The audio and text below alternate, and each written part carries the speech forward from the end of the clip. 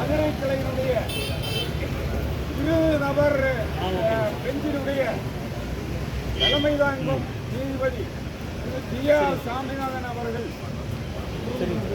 திடீரென மிக அவசர கோலத்திலே வாஞ்சிநாதனுக்கு சட்டவிரோதமாக அரசியல் சட்டம் முற்றிலும் முரணாக இயற்கை நியதிக்கு முற்றிலும் முரணாக ஒரு சமனை அனுப்பி அவர் ஆஜரான வழக்கை அதில் அவர் ஏற்கனவே விலக்கி விட்டார். அந்த வழக்கிலே ஒரு சமனை அனுப்பி அவசர கோலத்திலே 1.25 மணிக்கு அவரை அழைத்து அந்த வழக்கிலே நீங்கள் ஆஜராகிறீர்களா என்று கேட்ட பின்னர் இல்லை, நான் ஏற்கனவே செய்த விவகாரத்தை நான் வேற வழக்கு அப்படியே சொன்ன பிறகு அதோடு அந்த விவகாரம் அங்கே முடிந்துவிட்டது. ஆனால் அந்த வழக்கை கைவிட்டு என் மீது ஜாதி பேருந்தா மதத்தின் பேருந்தை குற்றம் சுமத்துகிறீர்களா, உடனே பதில் வேண்டும் என்றார். இது என்ன சட்டத்தின் ஆட்சி நீதிமன்றங்களில் நடக்கிறதா என்ற ஒரு கேள்வி எழுந்துள்ளது. ஏனெனில் வாஞ்சிநாதன் அவர்கள் மிக தெளிவாக என் மீது என்ன குற்றச்சாட்டு என்பது எனக்கு தெரியாது, நீங்கள் எழுத்துப்பூர்வமாக சட்டப்படி குற்றச்சாட்டை கொடுத்தால் நான் பதிலளிக்க தயார் என்று அவர் கூறிய பின்னால் நீ என்ன கோழையா என்று ஒரு வழக்கறிஞரை பார்த்து கேட்பது எந்த சட்ட நடைமுறை என்ற ஒரு கேள்வி இந்த நாட்டிலே வழக்கறிஞர் சமுதாயத்தின் முன்னாலும் நீதிமன்றங்களின் முன்னாலும் எழுந்துள்ளது.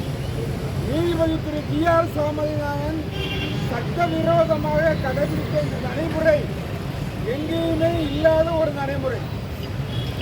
இந்த வாஞ்சிநாதன் ஒரு சாதாரண வழக்கறிஞர் மட்டுமல்ல, மிகச்சிறந்த சமூக செயற்பாட்டாளர்.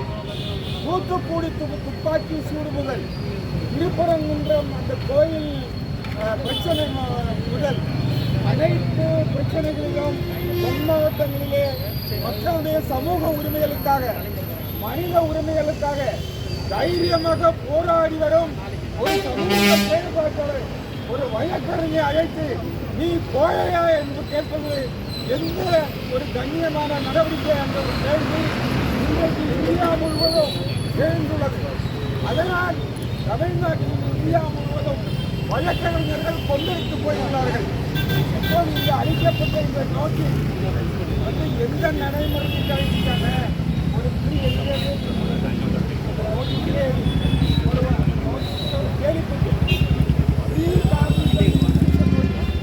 அப்படின்னு ஒரு சொப்பக்கட்டு கட்டுறாங்க கண்டன் நோட்டீஸ் இல்லையா?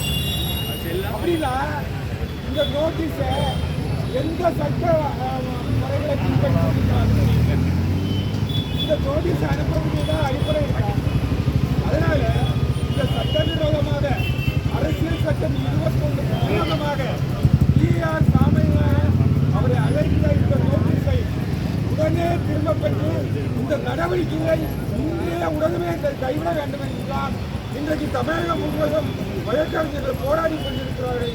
அதன் அடிப்படையிலே தான் வழக்கறிஞர் உரிமைகளை பாதுகாக்க வாஞ்சிநாதன் உரிமையை பாதுகாக்க நாங்கள் சென்றோம். இன்னும் ஒரு முக்கியமான விஷயம் அவர் சட்டப்படி உச்சநீதிமன்ற நீதிபதி அவர்களுக்கு புகார் அனுப்புகிறார். அது 1993 தான் உச்சநீதிமன்றமே தீர்ப்பு. வழக்கறிஞர்கள் ஏதாவது நீதிபதிகள் மேல் குறை இருந்தால் சட்டப்படி புகார் அனுப்பலாம். அந்த புகாருக்கு உச்சநீதிமன்ற தலைமை நீதிபதி நடவடிக்கை எடுப்பதற்கு முன்னால் டி.ஆர். சாமிநாதன் சட்டவிரோதமாக இந்த நோட்டீஸை அனுப்பியது அரசியல் சட்டம் 21 முரணான என்பதை நாங்கள் தெரிவித்துள்ளோம். எனவே உடனே இந்த நோட்டீஸை இன்று வாபஸ் பெறாவிட்டால் மிகப்பெரிய போராட்டங்கள் தமிழ்நாட்டிலும் இந்தியா முழுவதும் வெடிக்கும் என்று கூறிக்கொள்ள விரும்புகிறோம்.